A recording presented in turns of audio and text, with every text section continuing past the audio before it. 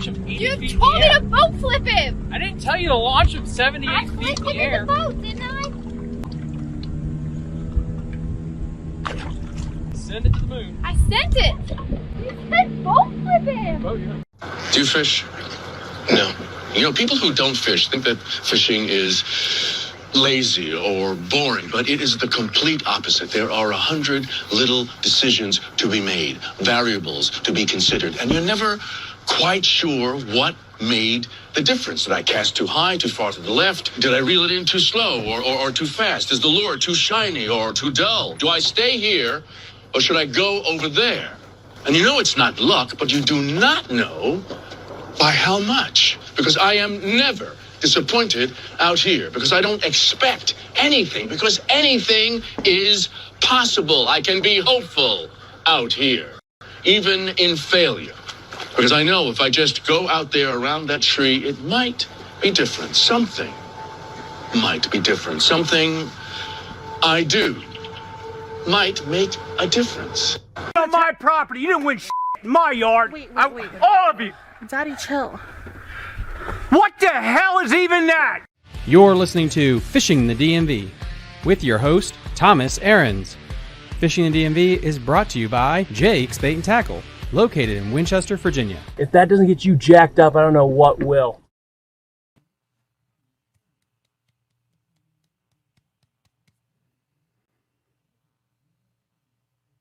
Good evening, everybody. Welcome back to Fishing the DMV and Monday Night Live. We are here for the first Monday of May. Happy May. We already missed the two most favorite holidays. May the 4th be with you, and Happy Tequila Day, which is Cinco de Mayo, basically. But it's just Happy Tequila Day, honestly. I've already had one shot at tequila because tonight's going to be one of those fantastic rowdy nights. And before we get these boys on here to really we're going to have a fantastic conversation about the Upper Bay, another local show. I would like to get a couple of things out here as well. So first off, thank you so much to Shallow Water Fishing Adventures, who's come on as one of the partnering sponsors for the rest of 2024. As you guys know, I have Jeff Green on basically every single month since this podcast was created. So that is absolutely awesome. We're going to get 20% off. Patreon members get 20% off his online tackle shop by signing up as a Patreon supporter.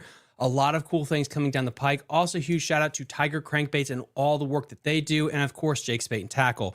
Spoiler alert, next week we will be live back from Jake's Bait and Tackle with some absolute river rats. Doc will be one of them. And then I'm not gonna tip the surprise to the other two members of the River Rat gang that'll be there from Jake's Bait and Tackle. Next week, we have the next MVKBA event on the Shenandoah River. I shall be participating, hopefully doing well. We shall see if I can get out of work and actually get on the damn river to fish.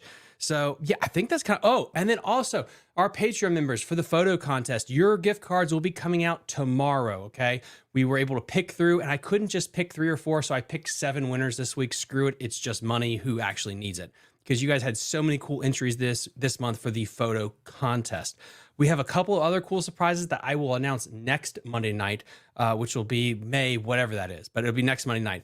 So without further ado, before I introduce them, please hit that like button, whether you're on Facebook, YouTube, Twitter, X, Instagram, TikTok, I don't care where. It really helps us out in the algorithm. But without further ado, these legends have been on the internet for some time. I had the honor of being on their show a couple weeks ago, and I thought we had to have them on because these guys have great conversations. And when I don't want to talk to my wife on Friday nights, I go to them and listen to them.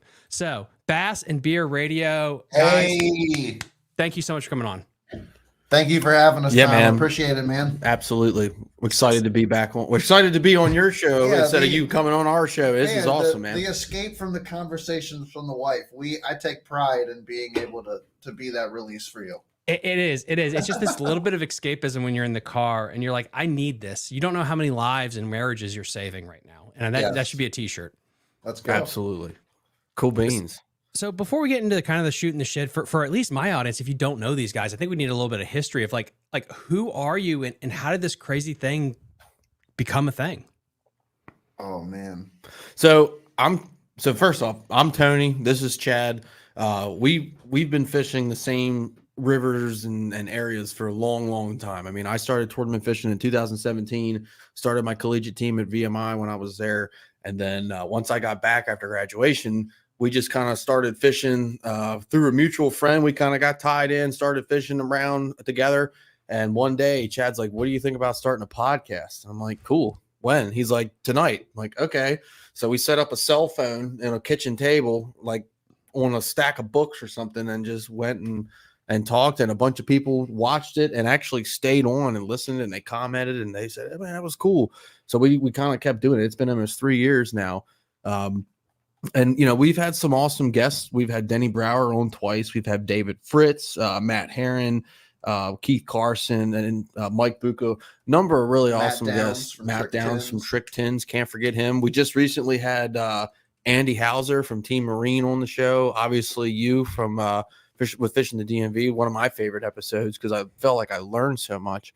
But yeah, no, it's kind of exceeded all expectations, which is just a blessing. When talking fishing feels like an addiction, why not turn it into a podcast? And that's the thing that's so cool about, like, I was talking to a friend earlier today, like when we were kids, the only way you could get your thoughts out was maybe for some of you younger people, it would be like, you know, like URL link chats or forums and shit like that without like pictures and shit. It's crazy. You don't know if it was actually a dude you're talking to. You have no idea if they were in your own state. Right. And now you can just turn on a mic and rant, and some millions of people might like you. 10 people might like you. It's just a crazy world we live in right now. And no matter what, I don't care if 5 people are watching. I don't care if 50 people are watching. I enjoy it just as much. I remember when I first started fishing in this area, when I came back from college, I used to read the old forums from like the early 2000s. And I still read some of them. Excuse me. There's one really, really good one that I like. You've probably read it. The one that Steve Von Brandt wrote about the Sassafras River. And it's like a 5-page article talking about like where they caught the biggest fish on this bay, this time of year, this tide, this water level. And I've tried every year to replicate everything I've seen in that article, and I cannot do it.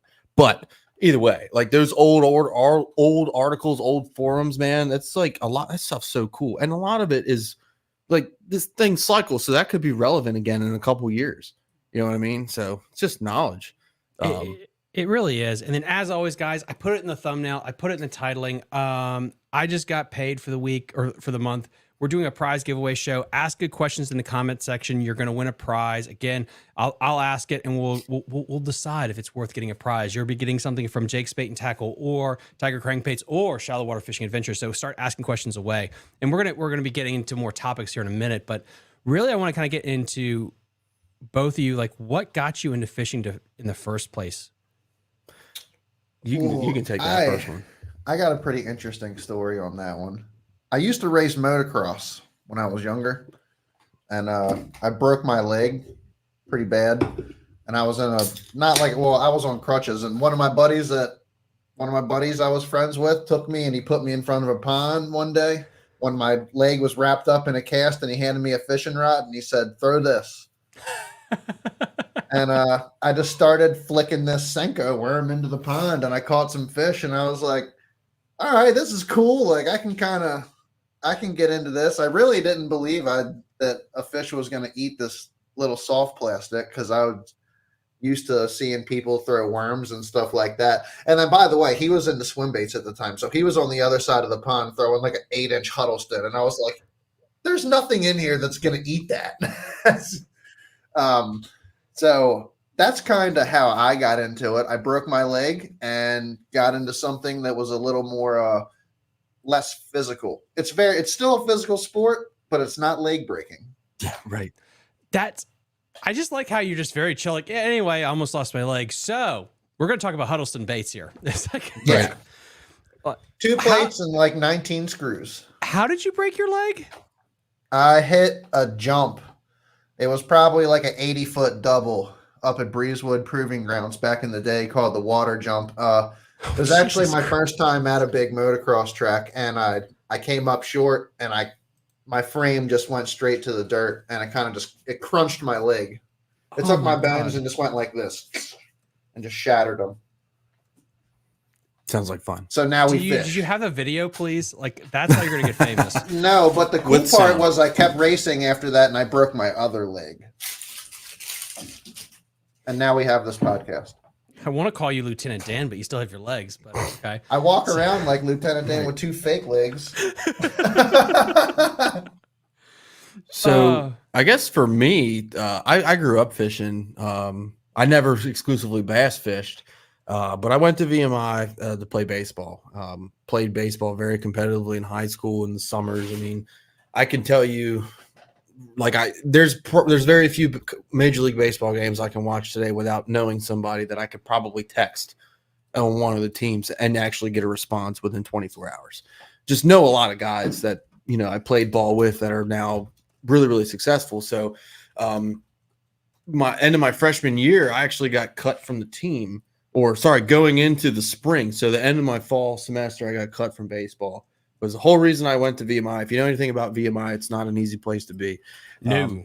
So that's the whole reason I went there, was to play baseball. It ended up being the best thing that ever happened to me, because I realized the only way I'm going to stay at this place is if I find something to do, and quick. So I strolled on down to the ROTC office one day, and a good friend of mine, just retired First Sergeant Cliff Sanders, says, "Hey man, well, maybe we could start a bass team." And I was like, "Well, absolutely." He's like, "Well, good. I got a 21-foot Ranger. Let's go." I like Cliff. And it just, one thing led to another. I ended up buying a boat. I fished my first ever tournament like 3 weeks later, FLW Collegiate Series with Smith Mountain Lake. Didn't catch a fish. But that was the beginning. I mean, I saw what the tournament scene was, and it was like, yeah, I want to do this. And fishing, it's a lot like sports. Like, I grew up playing sports, so you still have that competitiveness. You still practice. It's mentally and physically stimulating. So a lot of the things that I enjoyed in sports, I also enjoy in fishing. And I have a bullet. It's fun to go 90 miles an hour. We got Joshua in the chat. Joshua, where's VMI? VMI is in Lexington, Virginia. If you drive on 81, if you're south of Lexington, just drive north and you'll see it. If you're in PA or in Harrisburg area, just get on 81 and go south and you'll find it. It's in a little town called Lexington. It looks just like a prison. VMI stands for Virginia Military Institute. That's what I do. I've been in the Army. Commissioned officer in 2020. I've been doing this since 2016 as a cadet at VMI. Just YouTube it. You'll find more than enough content about VMI if you YouTube it. It's sometimes I can't believe I actually did it, honestly, because it's crazy to think of some of to 4 years of doing that kind of stuff is like ridiculous. But so that's what it was. It was the best thing I ever did. 100%. VMI absolutely changed my life for the better in every aspect of the way, other than giving me a drinking habit. But other than that, Well, fishing will give you that same thing too. And then you guys, you called home in Maryland, which is absolutely, it's interesting because, if for the people that don't know that are listening in, I am on the Black Bass Advisory Board, and Maryland in general, they look at just the Chesapeake Bay and saltwater. Not to say that there aren't great people in the department that like bass fishing, but the Chesapeake Bay really is their bread and butter. What opportunities, and I think this is really going to get into our topics with the Chesapeake and the Potomac River. What fishing opportunities are there in Maryland for people to get hooked on bass fishing? So that's a good question. Tidal is huge, right? Like if you like fishing tidal, this is the place for you, because we have the Potomac, like you said, we have the Upper Bay, but there are a lot of other places. Limitations of you have to have a boat or a kayak. Yeah. I mean, land fishing tidal is very, very challenging. Keep on going with what you were saying, though. I think so. Maryland is very unique because we have, in my opinion, one of the most unique reservoir fishing communities in the United States. That's, and what I mean is we have, for those that aren't aware, we have 3 lakes: Pretty Boy Reservoir, Lock Raven Reservoir, and Liberty Reservoir, that are owned by Baltimore City. They are managed, maybe, I don't even know if you can call it that, but essentially they're electric only lakes. And you see guys with, they're clear water lakes. They're clear, deep water, man-made reservoirs, but they're electric only. And we actually did a video with Mr. Matt from Reservoir Boatworks, and he actually showed us an $80,000 reservoir electric bass boat that he had custom built from basically brand new off the shelf, a low 16, I think it was a 16, 18, either 16 or 18 foot. It's 18 foot. And he just totally did it. So that's a really really interesting kind of thing that we have here. But I do really think that the clubs in Maryland are a really good way for people to get involved in fishing, even if you don't have a boat. You know, you can look on Facebook and go and join a Maryland Bass Nation club.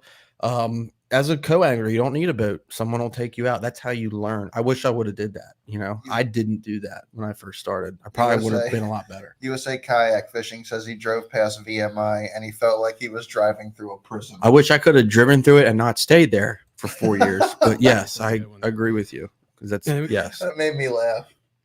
It's an Oh my interesting god. place. Okay, we got so many guys. Your I love all the military comments. school. Okay, Joshua, where's Bladders tonight? That's got to be an inside joke. Paul Bladders is out. He's out doing a little fishing. He's stinging them probably. Yep, he's staying on top of them fish, staying on top of it for next weekend's tournament, I'm sure. He just won. He won his club tournament. Yep, he did. He just won his yesterday, club tournament over the weekend. That's freaking awesome. And guys, as always, if you're in the comment section, we will get every single question answered tonight. So do not worry. I will not miss a chat. I have not missed a chat yet. Somehow.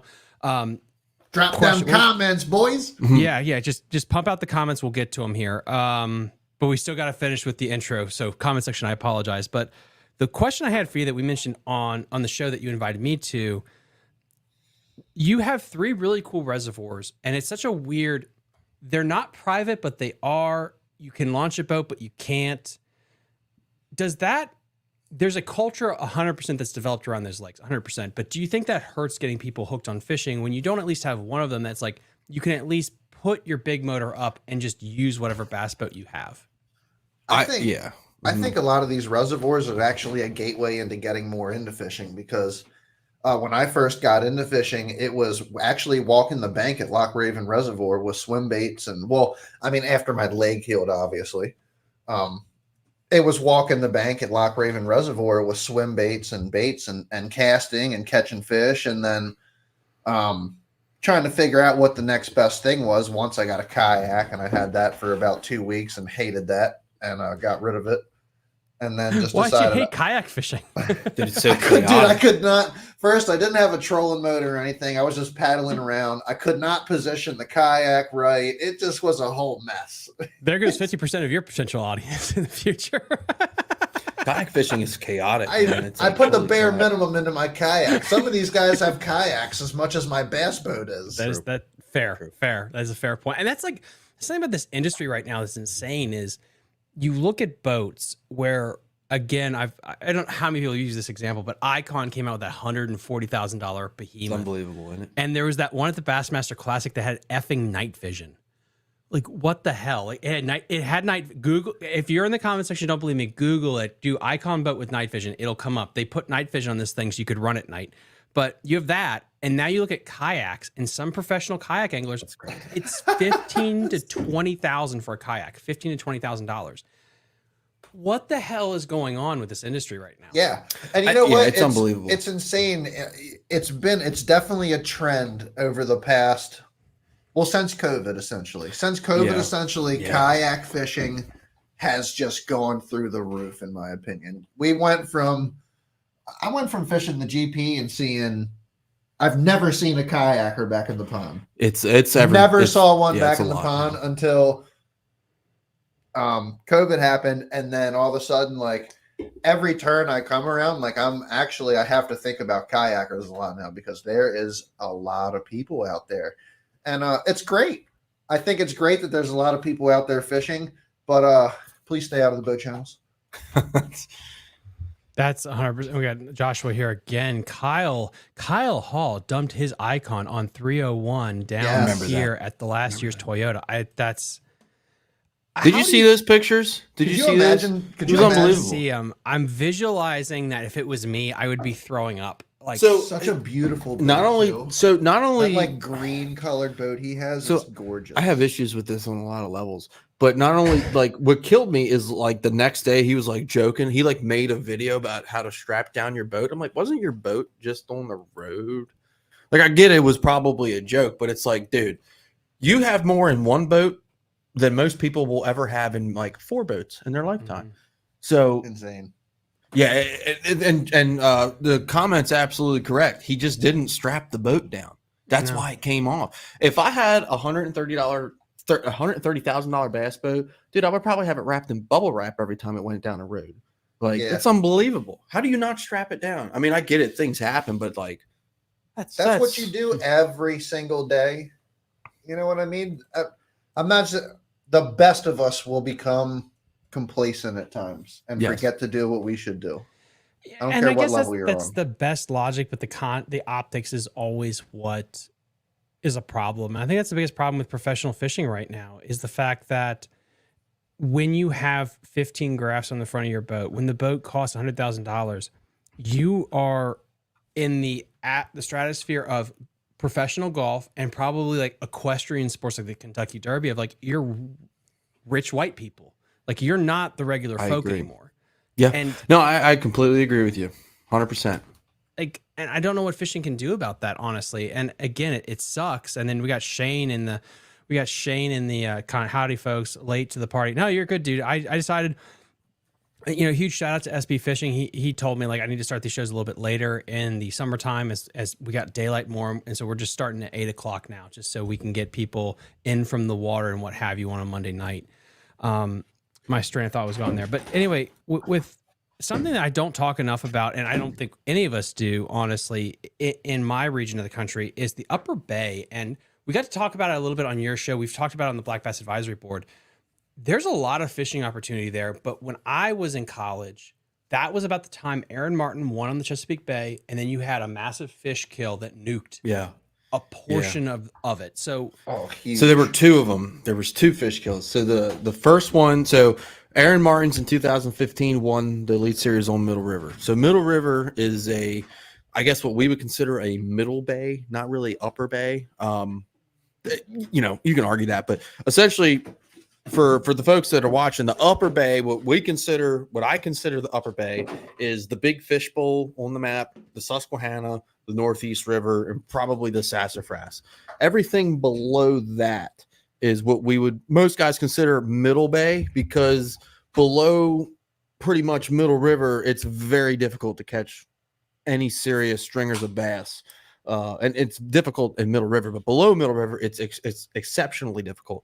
So you're absolutely right. Aaron Martin's won that tournament in 2015. He won it in basically, to my knowledge, a very little known spot. A few locals knew about that area, but he went in and he did a great job. The fish kill happened, I think, in that December. We fast forward to 2016, the Gunpowder River, which is even now is a key player, still recovering from this fish kill, but it's still a key player. Which should tell you how good of a fishery this is. Wow. 2016, the Gunpowder has a fish kill. So we had back-to-back fish kills in back-to-back years in two of the very prominent rivers in the Middle Bay region. And it definitely hurt us for a long time. But I gotta say, he's probably not watching, but Mr. Scott Sewell is the Maryland Bass Nation Conservation Director. He has done an incredible job with stocking the Gunpowder River and bringing that fishery back. And it's absolutely come back. I won a club tournament on that last Saturday with almost 18 pounds. I mean, for that river, that's really, really good. But I mean, that bag competes on the Upper Bay. And that's what I'm saying is this river's getting back to being what it was back in the 90s. From what I'm told, from a lot of the older guys in my club, the Upper Bay, the tournaments would launch in the Upper Bay and guys would run down to the Gunpowder, the Dundee, Saltpeter Creek, Joppatown area. And then, after the fish kill, it changed. And now it's kind of starting to even out. And there are guys now at this point, the proof is in the pudding. We've had tournaments be won out of the GP even now, early this year. There are guys, even today, that will fish tournaments out of Northeast River, run down to the Gunpowder and win them. And actually, I think two of the guys in the top three of the Flats Trail last year, the Susquehanna Flats Trail, which is like 70 boats a tournament, were in the top three for the year fishing the Gunpowder. Tom, future topic that I would love to talk to you about one time is taking bass off of their beds during spawn and taking them back to weigh in. I would love to hear your opinion on that sometime, but I don't want to get us off topic. No, I mean that's what the Monday Night Live is about.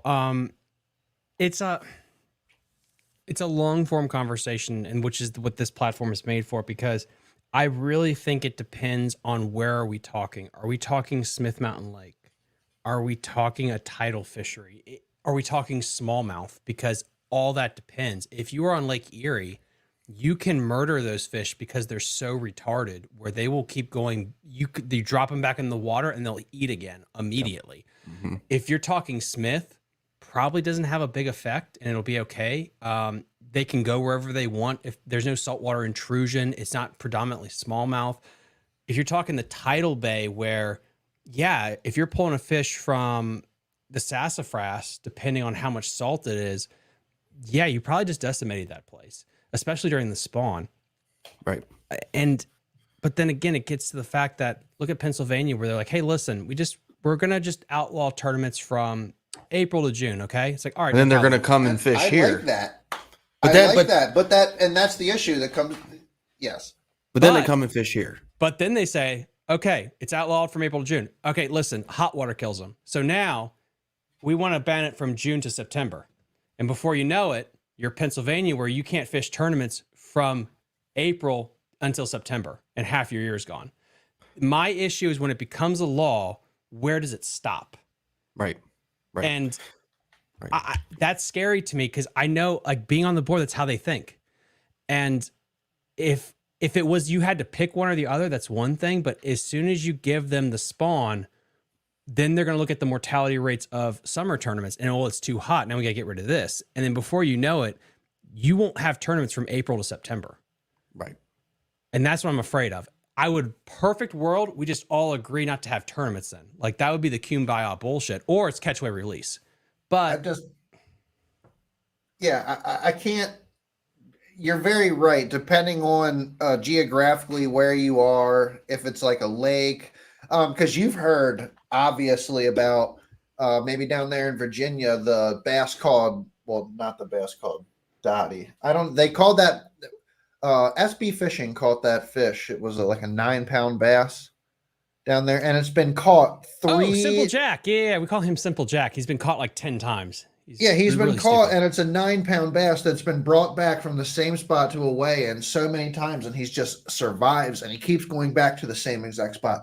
So, like, obviously you have that situation, but then when you are talking about here, you're talking about guys coming into, I'm just going to say what's happening, where we are. You got guys coming into the GP, they catch fish, they run them back to Dundee, or they run them back to Northeast for the most part. Or Northeast or something like that. And it's like, there's no way those fish are making that 15-mile trek or whatever it is back to the gunpowder 25 to lay again. Miles, yeah. Not that year. I don't. Your argument's good. Like, there's no. I don't disagree with the argument. It's just, okay, let's implement it. Congratulations, you're president. You just outlawed tournaments in the spring. Cool. Where else do you have tournaments then too to play that side? Like, you're then going to the Potomac, and then there's that domino. It all sucks, and I don't disagree that on the upper bay there could be a potential thing there. Personally, hot topic here. I think you should just ban tournaments going out of the Northeast River and rotate them to down towards Dundee and places like that actually have better ramps. Because that's where the Bass Federation has it too. It's not Dundee. I think I said that wrong. Is it Gunpowder? No, Dundee's correct. Is it Dundee? You're Okay, correct. cool. Yep. Mm-hmm. Because then you're going to transfer fish down. And the reason Pete Glusick loves the Northeast is because the last 200 years have been tournaments dumping fish there. Like, that's why you don't have to start your boat in Northeast. You can literally not start your boat all day and catch a 20-pound bag 12 months of the year in the Northeast River. I'm telling you, like, it's 100%. Check. Yes, Josh. So, so me and a couple other guys that fish the res tournaments, because that fish has been caught so much, we call him Simple Jack from Tropic Thunder, because apparently he's just that stupid that he keeps getting caught. Let's see. We got Josh again. Yeah, but a lot of those females that are relaxed in another area will lay their eggs where they're released, and another male to fertilize the eggs. Do we have scientific proof of that? Because we have to have. Is that bass? I mean, I guess naturally a bass is going to figure out what it needs to do, but is it going to be aware of its surroundings and be able to find a place, fan a bed a second time, lay the eggs and actually fertilize eggs and continue that hatchery?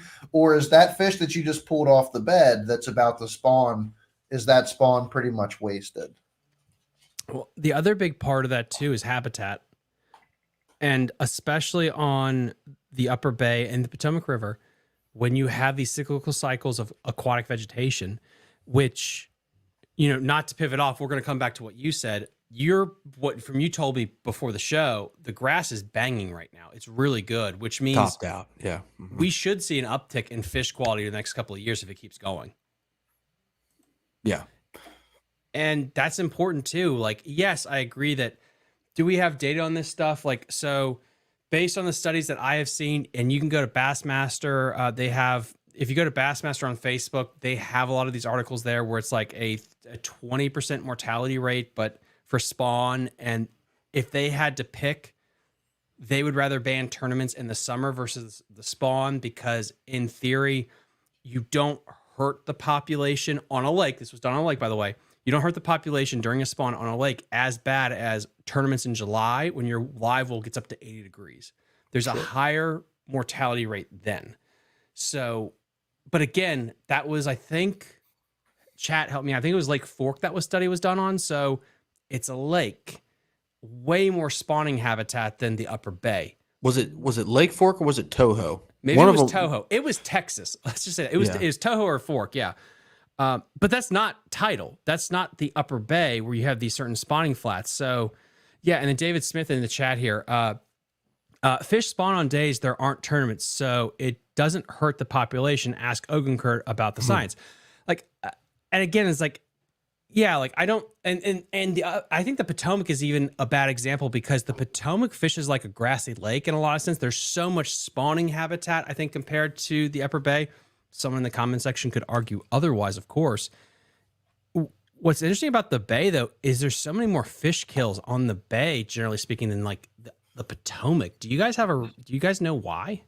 I mean, each river fish is different. You know that Middle River septic plant is already dumping right into the river. Yeah. So there's a big one right there that I can list right off for you. Yeah. So yeah, and each river on the Bay is like completely different. I mean, completely. Like you go, it's weird because like you go to the Sassafras and it's full of pads, like the Potomac is. You literally go across the bay, a 5-minute boat ride to the Bush River, no pads. Like all these places are super different and unique. I'm not going to venture out as far to say either, because the Bush River and a lot of the areas surrounding where we do fish are connected to military proving grounds, a military base where they do military testing. Back in the day, they have, back World War II, whatever, they did chemical studies. They buried chemicals in the ground. True. They did weird shit that I don't know anything about. But it's the way in my mind, it can alter your water. It can do weird things depending on what they do. And I have no idea what they're doing with the chemicals. They say they're burning them. I don't know if they're dumping them. Who knows? So in my opinion, you have a couple different factors that vary into why these fish kills or unhealthy things spike. I think. We got Mr. Scott on here. Welcome to the show, Mr. Scott. I think another really important thing, and after Tom, you came on our show when you talked about the Potomac, it really clicked for me. The Potomac. Let's say you launch from Mattawoman and you want to run up to Piscataway Creek. Not only does every creek you pass have a really good population of fish, but you're running over them on the main river. On the Bay, that's not always the case. When you leave if you leave the gunpowder, right, and you're going to decide, hey, I'm going to leave the gunpowder and go to the flats, there's very little main bay fish holding structure. And I think that's why the fish kills happen, because the fish, they're in a way, they're kind of trapped. I think very few fish live on main bay, not including the flats. So when you put a fish back in the Bush River, I think that fish is going to stay in the Bush River because they have to pass, in order to go back to the gunpowder or whatever, they have to go through miles of habitable, in my opinion, non-habitable water to get there. And that's what the biggest difference between the Bay and the Potomac. Land of the catfish. I mean, like just going off, like you can literally if you run from Mattawoman to Piscataway, you pass Belmont Bay, the flats in front of Occoquan, the flats in front of Po Monkey. I mean, there's so much grass and fishable areas on the main river, not including the creeks, but on the Bay, it's just not the case. Let's talk about this question here from Adam. Adam says largemouth won't travel over a certain depth, therefore they get trapped. So I would like to respectfully disagree with a little bit of that. So if you look at Lake Champlain, they did studies. They will travel. They'll follow the shoreline. The issue, though, is the salinity, the salt water. So if it's pure salt water where it's just bluefish and sharks, even if it was 2 feet deep, they can't go out there, if that makes sense. And I really think when you get these fish kills, among other things, it's because of the salinity levels of the upper bay that create the issue. But Adam, I could be wrong too. Chad Gross, they are 100% not dumping chemicals in the river. APG has an absolute A+ rating with the Fed and MD EPA. Absolutely. The government will never lie to us. That's crazy. Let's see. We've got flooded Junes. We got David Smith. Floods in June hurt the bass population more than fishing the spawn or tournaments in the summer. The fry are more vulnerable and you can lose an entire year class. I agree with you. Like when it rains and you get floods, that would 100%, Dave, affect it. If I had to pick which one sucks worse for fishing though, Dave, between fishing during the spawn or a 200 boat tournament in July, probably the 200 boat tournament, because again, it's fish care. And this was an argument I made on the Black Bass Board, by the way. If I had unlimited money, I would do a study. Are more fish killed in a hot tournament at a local level, a BFL, or an elite level? I think the elites, because they have the money and the best boats, I think they have less of a fish mortality because, of course, they need those ounces. Like 1 or 2 ounces might lose them $100,000. Versus Jeb and Frank fishing, one Saturday, maybe their live well doesn't work. You don't know. And so, again, that's anecdotal and not classist, I guess, but here's it a question for you. I know you run a Ranger as well. What do you mind sharing? What type of boat, year, model? 2000 years. I think it was a 2000. The Soviet Union was still going on. Germany just got reunited. Nice. But is it a 18, 19 foot boat? Yeah, it's a 20-foot boat. Okay, cool. So I have a 2000 year Ranger 518 and I've fished in lots of different boats, but I will tell you, and maybe yours is the same, my live well is very small. Yes. Very, very, very small. Yes. Until I learned how to take care of fish to the 9th degree, I always had a problem losing fish. And I'm not proud of it, but you don't know what you know until you know it. And for the last 3 years, I haven't lost one. But until I've really figured out what I needed to do and the whole process, and it's a lot to keep those fish, I fished with a buddy. He had a 2019 520L Ranger. Dude, I caught a 6-pounder and put it in the live well to take a picture with it later. I couldn't find the fish in the live well. That's how big some of these live wells are now. So I think that's another thing too, is these older boats, they have the fish care is not up to spec. The pumps are the gallons per hour. If you're running the original pumps, isn't what they are now. The live wells are smaller. They're not as sophisticated. I don't know if separated live wells are even still a thing. Are all boats now, the newer ones, the same live well with a divider? I don't know. I think live well technology is overlooked. I think it is. Level. And we got Scott Sewell in the chat. Scott says only one elite guy has an oxygen injection system in his boat. So with that said, the reason I'm stating I think this is important is I was a co-angler once with a guy at a BFL who didn't pump fresh water into his tank all day. He just recirculated it, and he had some fish that died. He had it was a 1990 something Ranger, old school Ranger, jerry rigged the live well and stuff like that. Scott, that's what I'm talking about. Are we saying that the guy with a 1994 Ranger that just recircs is just as healthy as a guy that has a 2024 Ranger with a massive live well and he's pumping in fresh water? And now we're talking about this one guy. Now let's completely multiply that by how many people have that same boat that fish all these tournaments that just don't have that same mentality of trying to protect them. That's what I'm talking about. 100% I agree. An oxygen injection system you should have on the boat. And I think freaking the IKEA boat, it has a generator in there to cool the water. It's not oxygen injection, but it does cool it. It's insane. It's I will insane. tell you that another thing that definitely helped my my fish more lack thereof fish mortality rate was I joined a different club, or the club formed a different club, and we're all boaters only, so we don't have riders.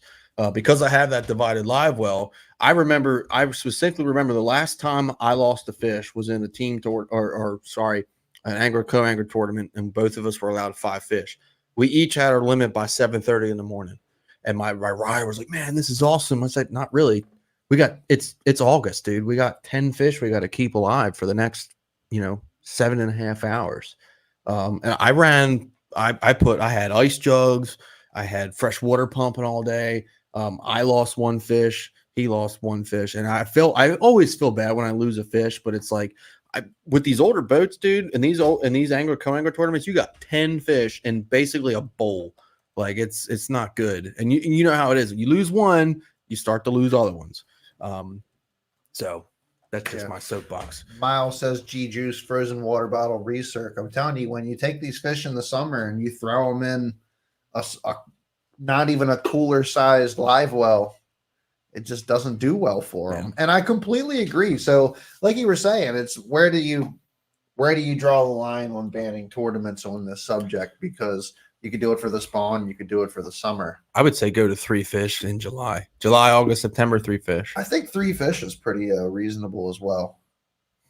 I agree. And it's like, do you also ban like evening tournaments versus day tournaments? I think there's a difference maker there, that if you are fishing a tournament that gets done at 8 p.m. at night in July versus a tournament that starts and is in the heat of the day, like there's so many variables there, and it can't just be straight. It can't just be like apples to apples or what have you. Now, Scott, again, I would like to get you on the show sometime, so I'll be emailing you out before our next big meeting to get you on here, because I really want to just have more of a long-form conversation about this. And then we got Scott's Miles awesome. here. Oh, he's an absolute brilliant guy. Miles, even on a John boat with smallies, never lost a fish. There we go. And then I think that sounds reasonable, 100% for the hot months. Yeah, like again, it's just, I guess this is my fear is when you start letting them say you can't fish from April to June and then June to September, and then all of a sudden like half your year's gone and you just lost your ability to fish. And what is the goal? When you say there's 40% mortality, is the goal to have 0? Because if the goal is to have 0, that means ban all fishing. Yeah, That's right. Exactly. how you get 0. And I want to make sure that's perfectly clear to the audience when we post things like this and we talk about decreasing the mortality rate. Like, if you want absolute 0, that means you should quit fishing unless you're taking it home to consume.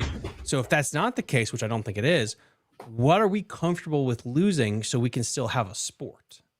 And I don't have the answer for that. There are people way smarter than me that can probably hopefully answer that question. My personal opinion, not that anybody cares about it, I kind of like what Pennsylvania is doing, where it's just no spawn and then you can fish. I feel like herding fish during the spawn could have more of an effect on fish in the long run than fish during the summer, because that's your spawn process. That's your reproductive process. You don't want to damage, just like they're focusing on the rockfish, kind of. It's the reproductive process. Frank, you don't want to get in and damage or blow out their reproductive cycle. I think that could, in the long run, have more damage than the killing fish in summer tournaments. You guys, let us know in the That's an comment section what opinion. you think too. That's an opinion. My thing is, so, and I'll tell you right now, almost 18 pounds I had last Saturday to win the club tournament. I very seriously considered taking every single one of those fish all the way back to the area I caught them, because I know I caught them either on or while making beds.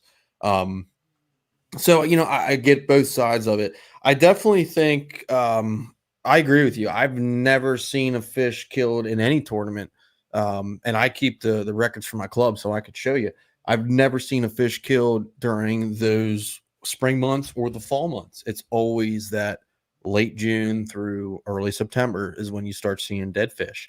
I at the end of the day, so you take a spawning, you take a 4-pound female off a bed in the spawn. Maybe she doesn't get to defend her nest. Got it. I would rather have that fish spawn next year and the year after than kill that fish in July. That's just my opinion, though. I would rather give that fish another chance to spawn later, maybe the next year or the year after or the year after that, than kill that fish because we got 10 fish or the BFLs, it's 5 fish for co-anglers. Okay. Then have that fish being number 10 out of 10 in August and that fish dies. And now, that's a fish that's not going to spawn ever again because it's been killed. That's just my opinion.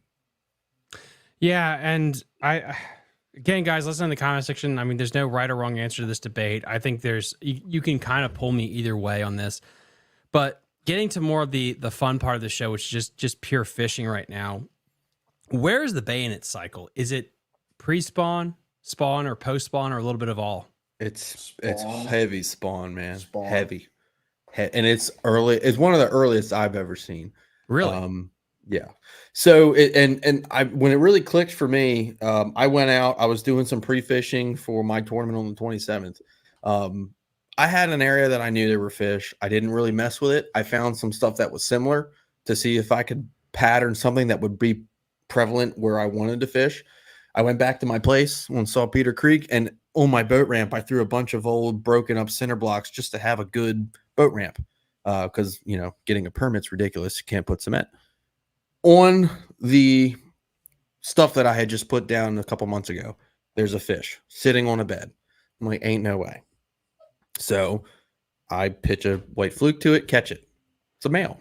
By the time I put the fish back in the water, here's the 4-pound female sitting on the bed.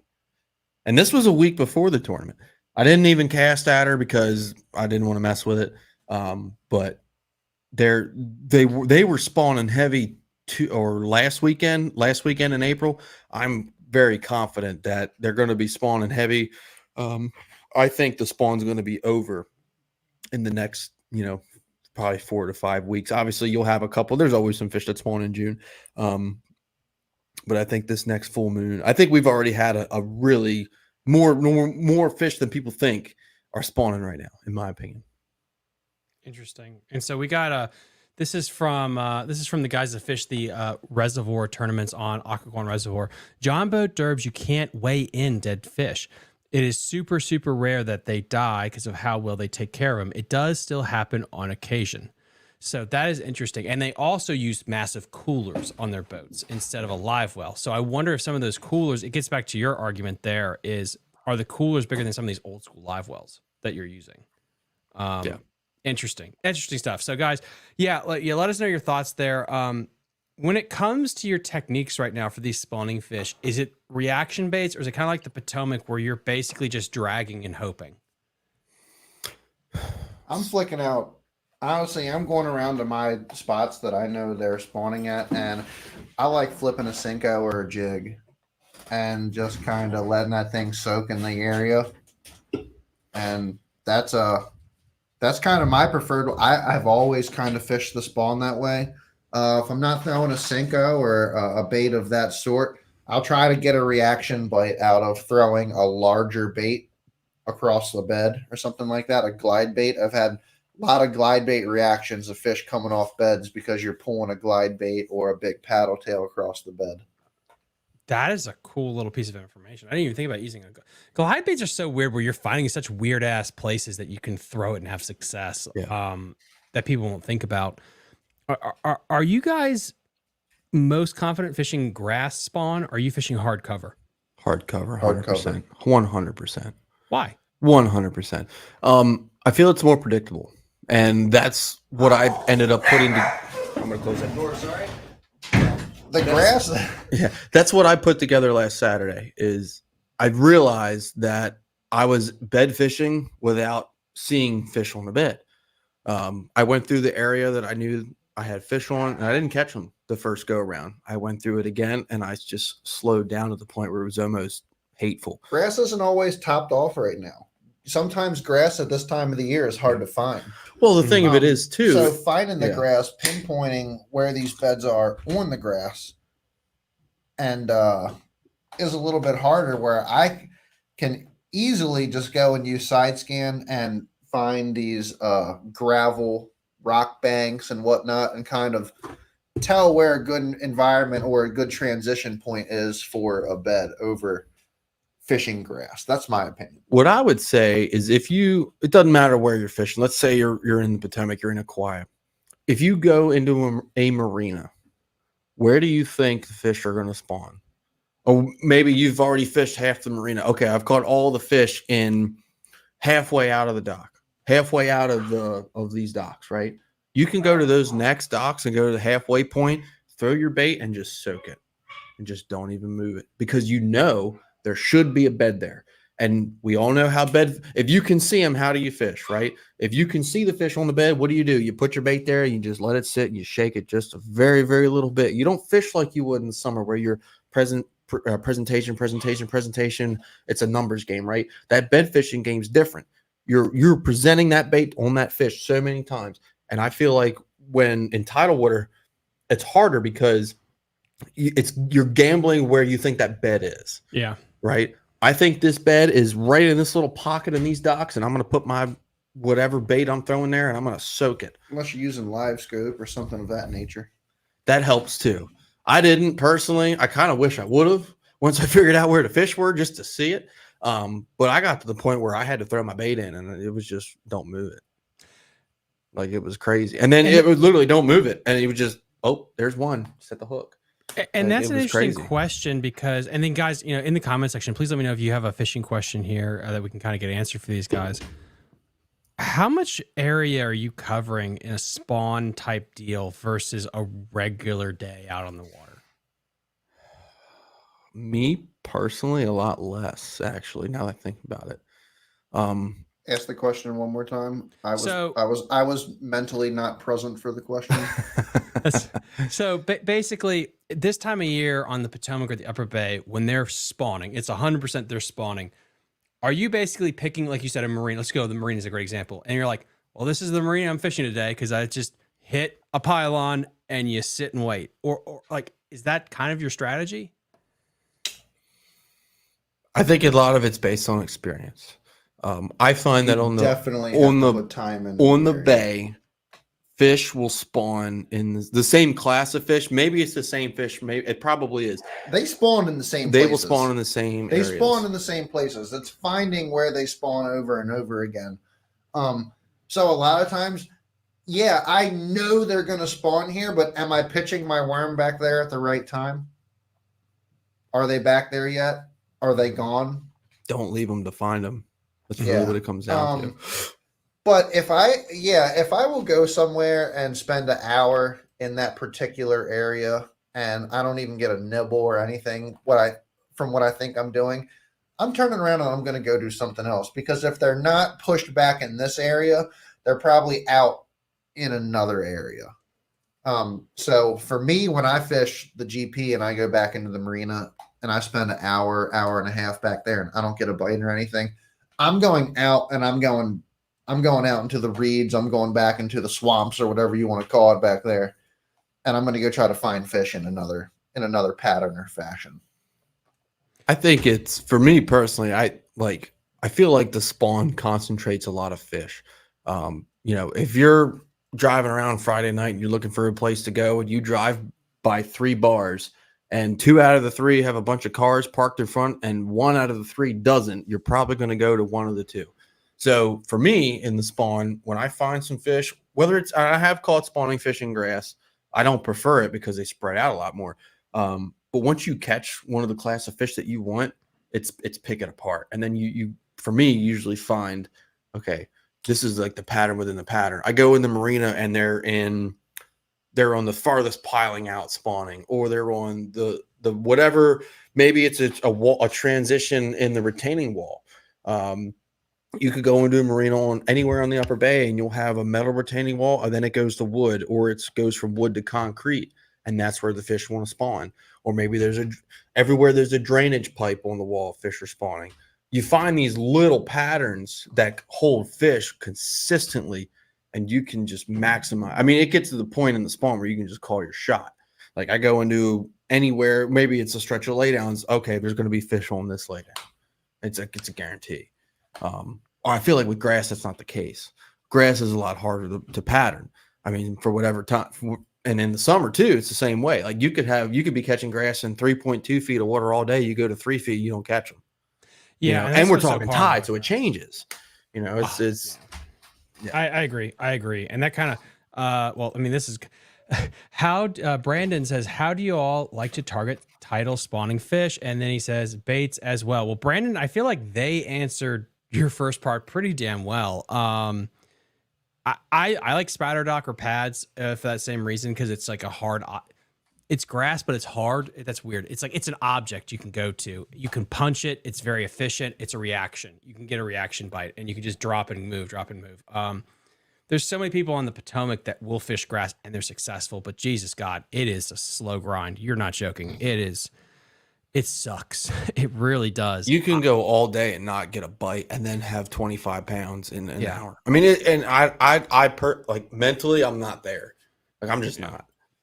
And I would agree with you. I would go hardcover lily pads because you can visually see it. Maybe fish if you, Brandon, are fishing like if there's a massive cut or a creek or something that goes through that flat, like Belmont Bay or Occoquan River is great, because Occoquan River, you have this massive channel that's right next to the flat. You could fish that break line because you could catch a post spawn or a pre-spawn female that could really get you fat. But I would concentrate maybe on that break line or the pads or the hardcover, but not the flat in general, unless you really know what the hell you're doing. We got Matt Downs in the chat. Matt, what up, guys? Love to see the collab. Yep, this was a long time coming. We got Otis. Otis in the chat just showed up. What is the GP he mentioned? Gunpowder? Yes. The Gunpowder River, baby. So I actually want to say, Otis, I've actually subscribed to your YouTube channel. I think it's really cool. I love your videos on Conowingo. I fish there all the time. I think you do really good stuff. So keep it up, man. Looks good. Good looks. But yes, Gunpowder. Love it. And that place is fun. Do you think the bay, this is a fun question. And then guys, again, let us know. Actually, you know what? I'm going to give us something away because I haven't given any shit away and I got stuff. Okay. So Otis, because you actually asked a question.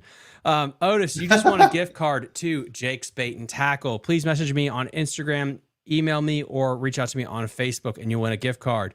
I guess I could give away gift cards for statements because we got a shit ton of statements. So yeah, I will start giving away to good statements too.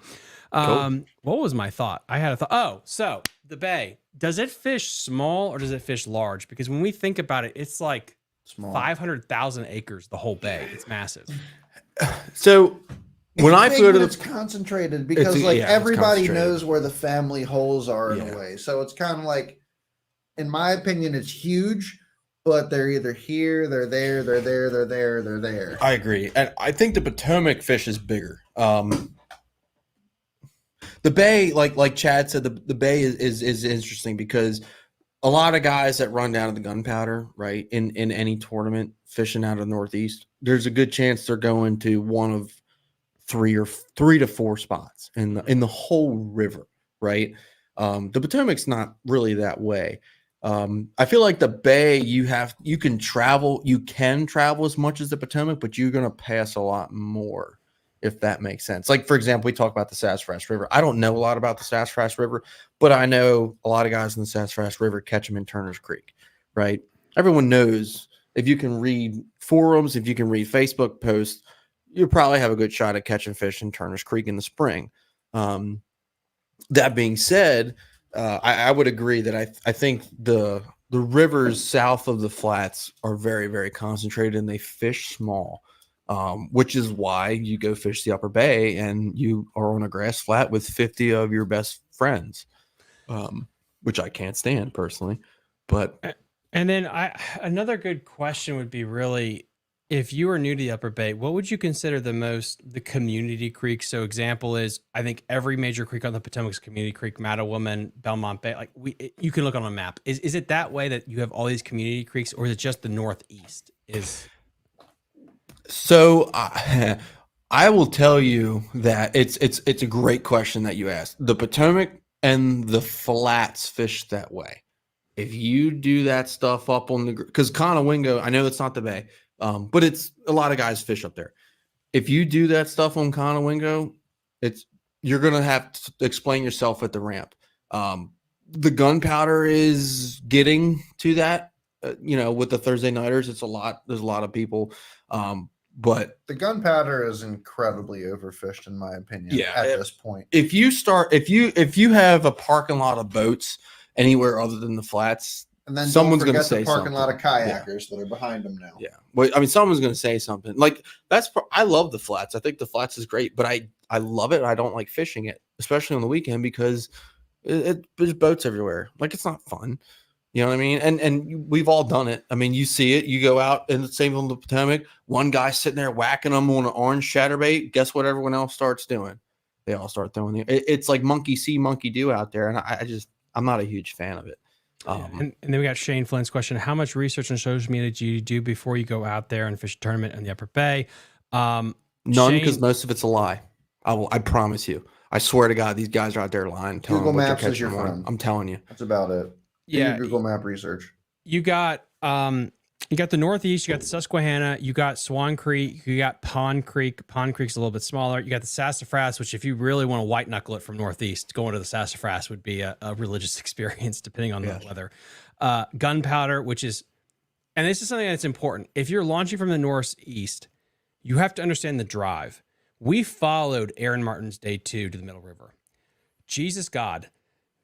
If you've never made a run like that before on big water, you find God or some religion, because it's not like going on a very clear, pristine Lake Anne or Smith Mountain Lake. It got rough on the way back. Like our power pole, one of our power poles, the bolt broke on the back, and we lost. Like, we had fluid everywhere. It was a nightmare because it got really nasty out there.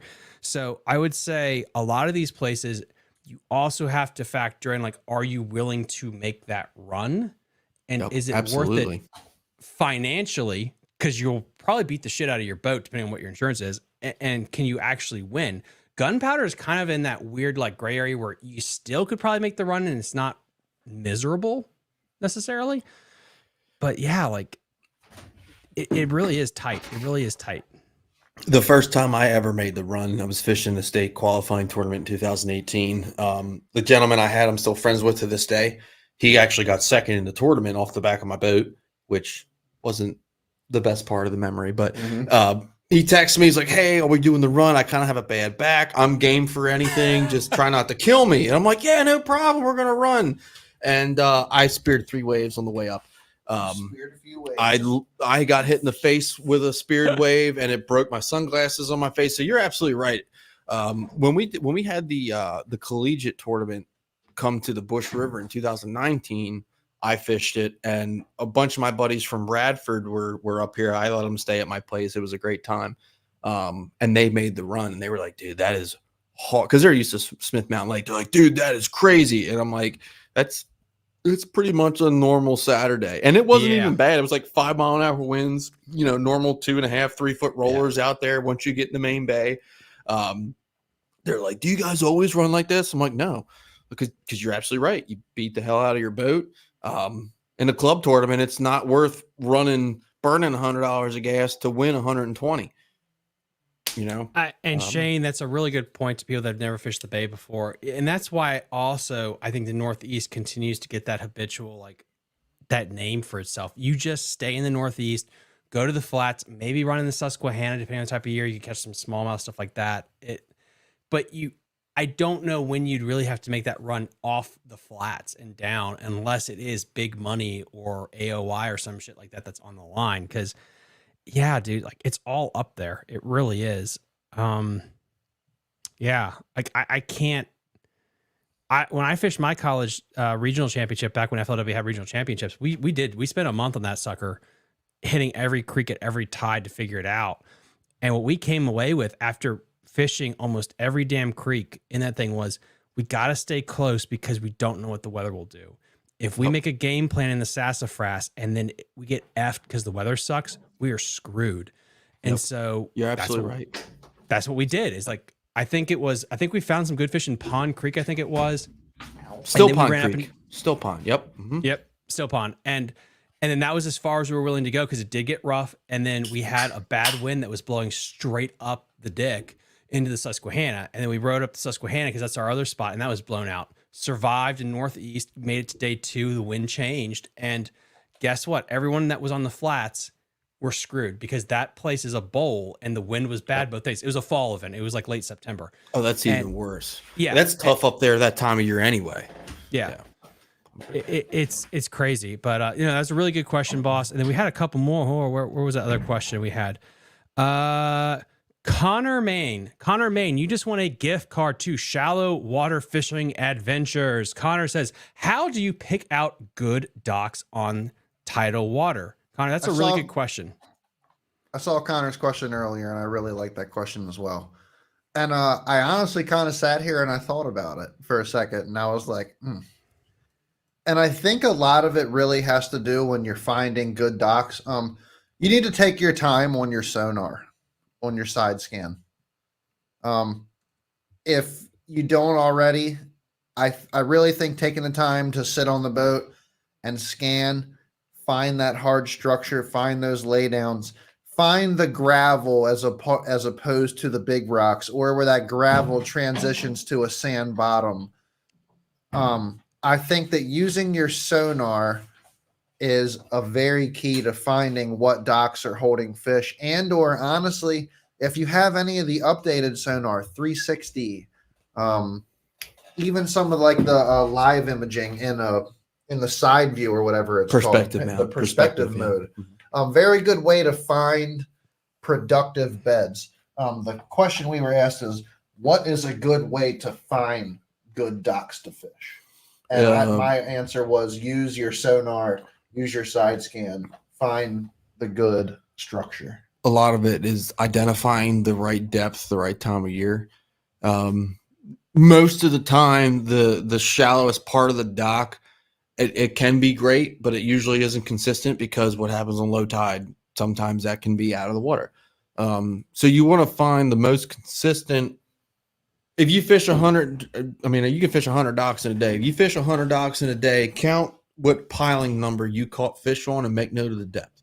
If you're fishing an entire bank and you're just fishing docks and all the docks are in relatively, 3 feet at the beginning and 5 feet at the end, see what number piling you caught all the fish on. You caught them all on the 4th piling out. Okay, how deep is it probably there? I was probably, 3.5 to 4 feet. Hey, the tide's going out. Okay, now that 4 feet is on piling number 7, so I should probably concentrate there. Right. And Connor, I'll add to that. I'm not a dock expert, but when it comes to tidal, I'm a little bit better because it's, especially in the spring, if it's one old dock in the middle of a grass fat that's just alone, and you're like, I really don't want to fish it because it's all the way over there, it's by itself, you should go fish that dock. It's obvious. And this is something I learned from college. If you don't have forward-facing sonar, if you don't have all that, if you have a GPS unit, just throw a worm, something that will get bit, and every time you get bit, you hit the waypoint, and you mark, and you keep marking. And you'd be like, well, Tom, I'm only catching a 6-inch fish. Just do that. And then when you get home, zoom out, and you'll see a pattern. And then go back to those docks and pick them apart. You must take mental notes of where did that fish hit? What depth did that fish hit in? What pylon did the fish hit off of? So is he up against the bank? Is he off the bank? And this doesn't just apply to dock fishing. This applies to fishing in general.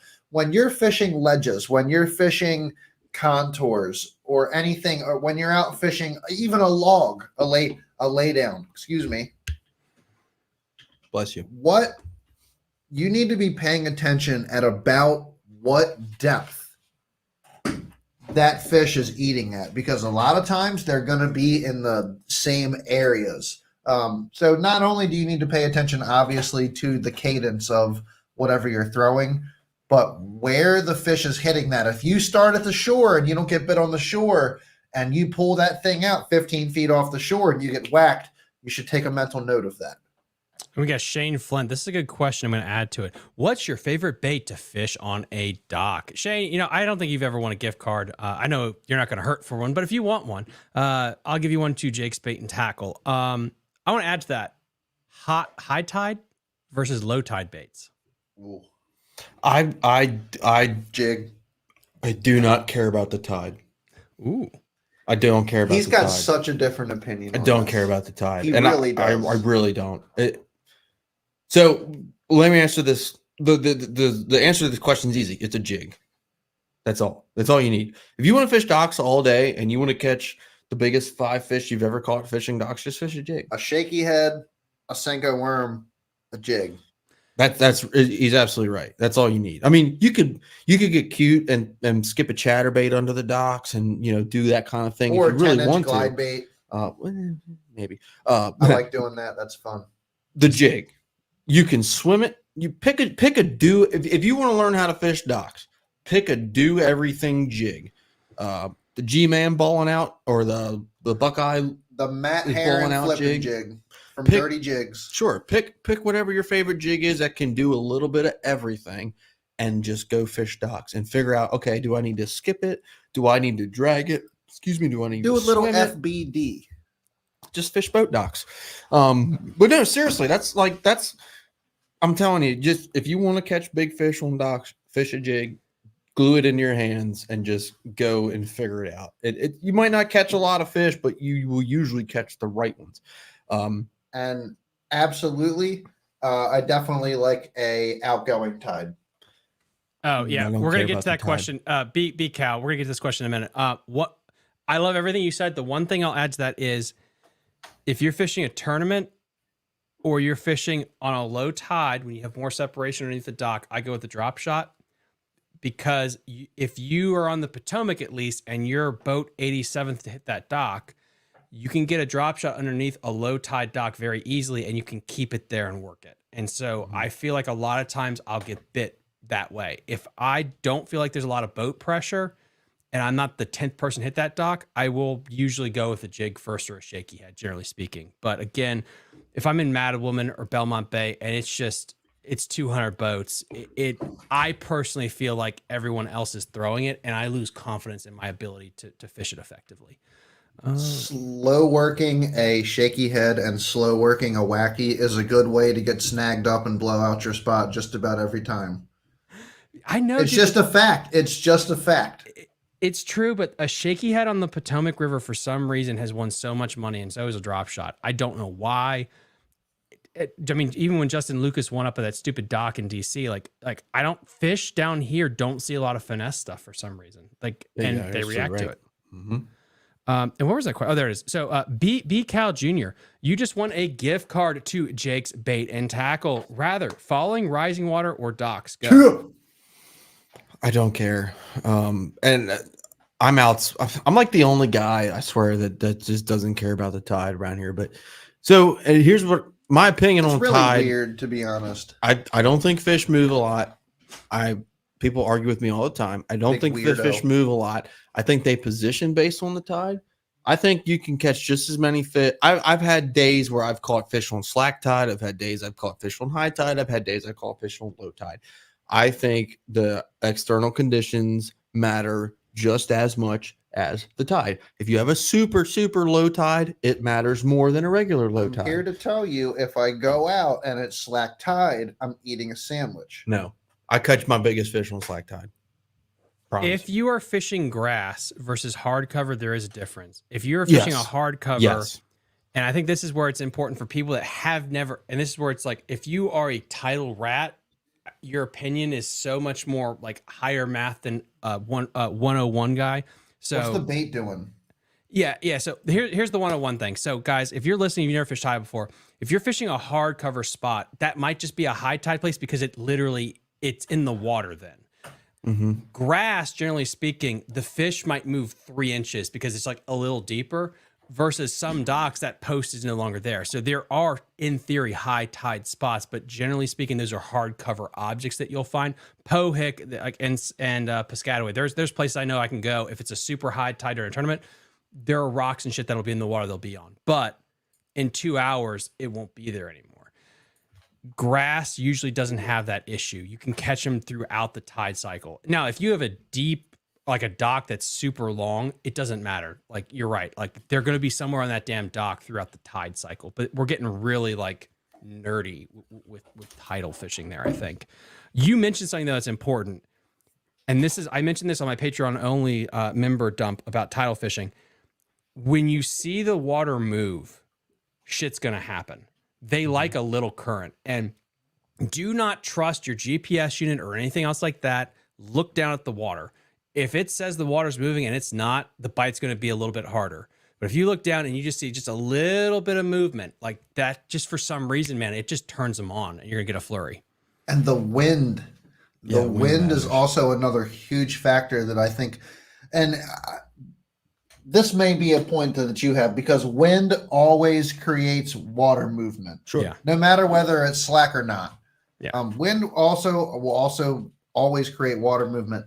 But yeah, that tide coming out or the wind, you could have the wind fighting the tide moving. That makes it different. If the wind is pushing the tide, making the tide move faster, slowing it down, it all makes stacking it up. Yeah. Exactly. You could, which is, I've seen tides where it's supposed to be a low tide, but it's a higher tide than what I normally fish when it's high tide. Right. And these tides, you have to be able to read them and just figure out where the fish go and what the bait is doing. I will tell you the biggest reason that sold me on just ignore the tides when you're fishing grass, or at least for the most part, Thursday nighters. I can't tell you how many weeks in a row I would fish the same spot, throw the same bait on a completely different tide and catch. It's a damn shame that it feels like every time we launch a Thursday nighter, it's like slack tide. But at least, but that's what I'm them. saying. At least half of them for a 3-hour tournament is slack tide. I'm telling you. I'm not trying to brag. I have always caught fish in areas where I know there's fish, regardless of the tide, in a 3-hour tournament. Like, I don't even look at the tide on. I don't even look at the tide on Thursday nighters. I don't. Is it hard cover or grass? It's grass. It's absolutely great. Now, I agree with you. Hardcover matters a whole lot more because a lot of that stuff's closer to the bank anyway. And like you said, on low tide, whatever, where you were catching them 6 hours ago could be out of the water. So you're absolutely right. But because we fish so much grass around here, I just don't care about it. You got to also it think when you're fishing at that time of the year, and this is another great topic, you're out there in that grass, your oxygen levels are very different when you're fishing grass, in my opinion, than if you're back where there is not grass. No, I agree. But I used to hear stories of guys that would run the tide. Concentrated. I mean, we've heard stories like that. Guys would run a tide. Guys would fish a spot for 15 minutes. The tide was great in this next spot, so they would leave that to go over there, and they would fish 30 spots in a day because the tide was the right in this 5-minute window, and they come in with 8 pounds with 3 fish and get blown out by somebody that sat in the same area, put the poles down. Because you're talking about a milk run on tide. And yes. I 100% agree with you. Milk runs are stupid. Iaconelli invented that so people would start sucking so he could win more money, because I don't think milk runs work. That's awesome. When you talk about the tides, I do agree with that. Like, you don't want to chase it, but what you need to understand with the tide, I think on a level that these fish, it's going to go up and down, and there's windows that they're going to eat. And you do it naturally. You just know, like, I got to sit in here and just fish through it because they're going to turn on. Why? It's because of the tide they turn on. We don't know why, when, whatever it is. But when I interview people that are in the Carolinas that are on a blueback, they're fishing a bunch of freaking bush piles in the middle of nowhere. They're like, we're going to hit 78 spots and burn 200 gallons of fuel. You tell them they have to go fish the Bay or the Potomac and you got to camp, they get the shakes. Like, they can't do it. But it's so natural for us to be like, yeah, we're just going to go around in this circle jerk here in this grass flat, and eventually they'll turn on and we'll catch our 18 pounds. It's a cultural thing that we've developed that I don't think we appreciate, that other people can't do. Yeah, the milk run's a thing. The milk run is absolutely a thing. That's a great point, especially when you talk about herring lakes, because I have no experience on any of that. It sounds horrible. Everyone that I know hates Lake Gaston. I don't know anyone that loves it at all. I don't know anyone that likes it. I don't ever need to fish there. I probably will go try just to get my teeth kicked in.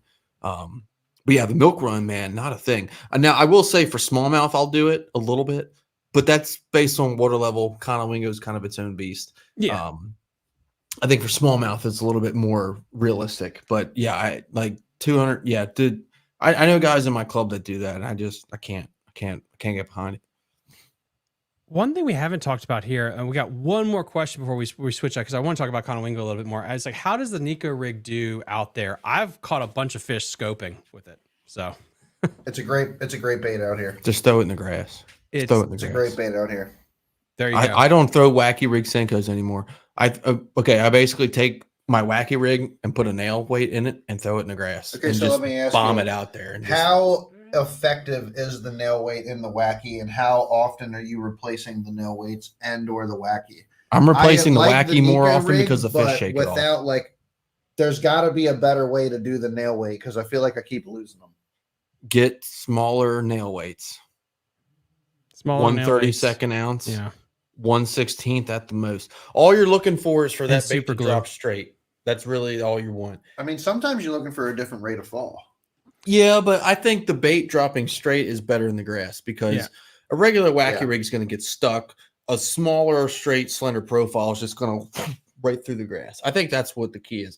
I think you're getting to more fish regardless of how heavy the weight is because of its sinking think the rate shape. so why not throw a shaky head at that point? Do you think it's the rate of fall over? It's the angle, because with the hook, when you have the hook dead nut center like that and you pull it, it's going to get the tail to pop up. Yep.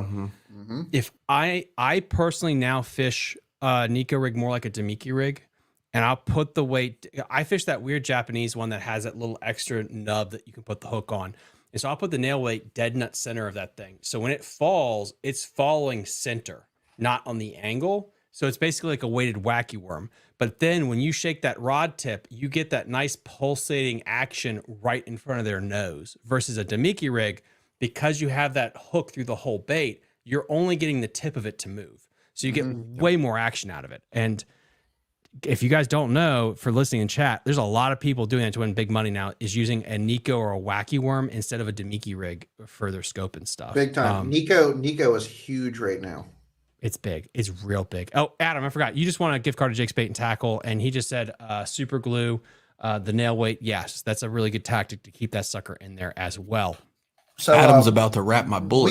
We were talking a little bit earlier. Adam is actually from JCS Marine, and he's about to take care of Tony's bullet. So can't wait. Adam, Super I'm going to be looking reaching forward out to to it. you probably in the off season to get my truck wrapped then. So that's probably going to be a thing. What's it? Awesome. Oh, Conowingo. What the it's my hell? What is favorite it? place. Love it. It's my favorite place it's ever. beautiful. It is the best. It is. Beautifully deadly. Conowingo for your lower is unit. the hot girlfriend that Conowingo is just your hot girlfriend that like totally goes off the deep end every now and then. It's a lot of fun. All your friends think you're really cool for doing it. And sometimes you're loving life, and sometimes you're like, how in the hell did I get in this situation? But no, for real, Conowingo is a great place. Most of the best days of fishing I've ever had have been up there. A little bit like a fat chick on a scooter. It's fun. You enjoy it, but you don't really want your friends to see you. I don't. What? This is very personal, isn't it? Like this happened to you once. Probably did. I love it. I think it's a beautiful. So what I love about the place is you can truly do anything you want up there. You can fish offshore. You can use your live scope. You can beat the bank. You can fish grass. You can fish wood. You can fish rock. How big is it? You can find current. You can find still water. Like Pretty it's large. It's about 11. I think it's 11 miles from dam to dam. Oh damn. So it's not probably maybe a mile wide, 11 miles north to south. Keep in mind the top probably 3 miles is very, very rocky. The geography changes very quickly on the Conowingo. You go from 40 and 80 feet holes out in the front to you go all the way to the back, and if you're not careful, you're going to rub your boat on the top of a boulder. Yeah. No, in all seriousness, if you want to go fish there and you don't know the lay of the lake, do not go north of I guess it's like Sicily Island or something Just don't, please. You will hurt yourself. Mapped pretty well, or is it not mapped very well? It's not mapped at all. It is not. You basically you have to just idle it until you figure it out. Once you get up towards Muddy, I would not go anywhere else. Yeah, no. Oh my God. If you Muddy Creek, if you're at Muddy Creek, do not go further north on that left side of that river. Do not. I promise you, your lower unit will fake. I have seen it happen. Do not do it. There's like one or two guys that, one of which professionally guides on that place that knows how to run that. I've done it once and I was following him because he told me, yeah, follow me up. I'll show you the path. I did not like it. Just don't. Please. I think You'll the hurt guy yourself. is literally splitting all sticks. serious. Like he's hitting gaps that are like 4 foot wide. Oh yeah. Like I'm like, nah. Nope. Yeah, no, it's a beautiful place. It is absolutely worth putting in the time. It's it is my favorite fishery, particularly in the fall. Oh my God. There is beautiful trophy class smallmouth In the fall, it's up unbelievable. there. It's insane. It's a so much fun place to fish. It's my favorite place ever. Just please use caution. There's a lot of floating shit too. Mhm. No matter where you fish, there's always floating debris up there. Just don't go out there expecting to I run wish I wide knew open what the everywhere. spec was on how much debris of floating logs and stuff they actually crane out from the top of the Conowingo Dam that comes down from there. I mean, there is floaters and stuff everywhere that you need to be very aware of when you run that area.